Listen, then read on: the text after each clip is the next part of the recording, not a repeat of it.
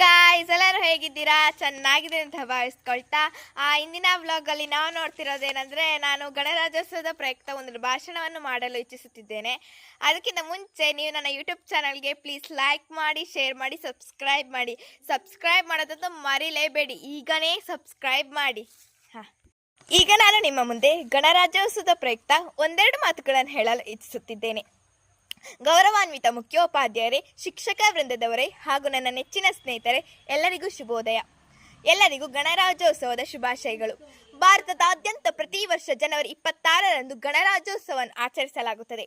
August 15, 1947ರಂದು ಭಾರತವು ಸ್ವಾತಂತ್ರ್ಯವನ್ನು ಪಡೆದುಕೊಂಡಿತು ಮತ್ತು ಸುಮಾರು 2.5 ವರ್ಷಗಳ ನಂತರ ಪ್ರಜಾಸತ್ತಾತ್ಮಕ ಗಣರಾಜ್ಯವಾಯಿತು.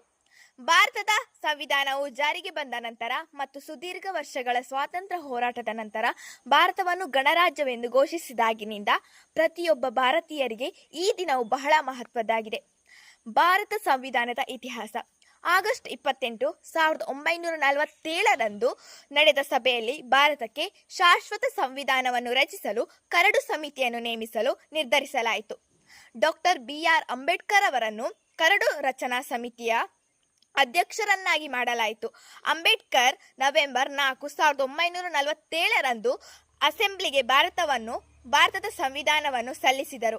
ಇದನ್ನು ನವೆಂಬರ್ 26, 1949ರಂದು ಅಂಗೀಕರಿಸಲಾಯಿತು ಮತ್ತು ಜನವರಿ 26ರಂದು 1950ರಂದು ಜಾರಿಗೆ ತಂದಿತು.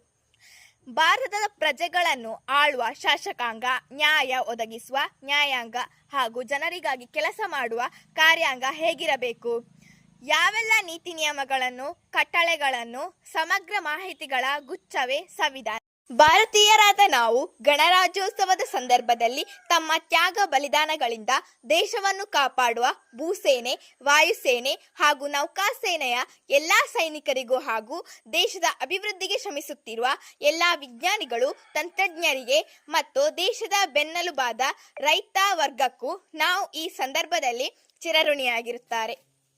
ದೇಶದ ಸರ್ವಾಂಗೀಣ ಅಭಿವೃದ್ಧಿಗೆ ನಮ್ಮ ಸೇವೆ ಸಲ್ಲಿಸೋಣ. ಸ್ವಾತಂತ್ರ್ಯದ ನಂತರ ಭಾರತದ ಸಂವಿಧಾನವನ್ನು ಈ ದಿನದಂದೇ ಜಾರಿಗೆ ತರಲಾಯಿತು. ಭಾರತೀಯ ಸಂವಿಧಾನವು ವಿಶ್ವದ ಅತಿ ದೊಡ್ಡ ಲಿಖಿತ ಸಂವಿಧಾನವಾಗಿದ್ದು, ಇದರಲ್ಲಿ 25 ಭಾಗಗಳು, 12 ವಿವರ ಪಟ್ಟಿ, 448 ಆರ್ಟಿಕಲ್ಗಳು ಒಳಗೊಂಡಿವೆ. ಸಂಸತ್ತಿನ ಗ್ರಂಥಾಲಯದಲ್ಲಿ ಹಿಂದಿ ಮತ್ತು ಇಂಗ್ಲಿಷ್ ಭಾಷೆಯಲ್ಲಿ ಕೈಬರಹದಲ್ಲಿರುವ ಕ್ಯಾಲಿಗ್ರಫಿಡ್ ಪ್ರತಿಗಳನ್ನು ಸಂರಕ್ಷಿಸಲಾಗಿದೆ.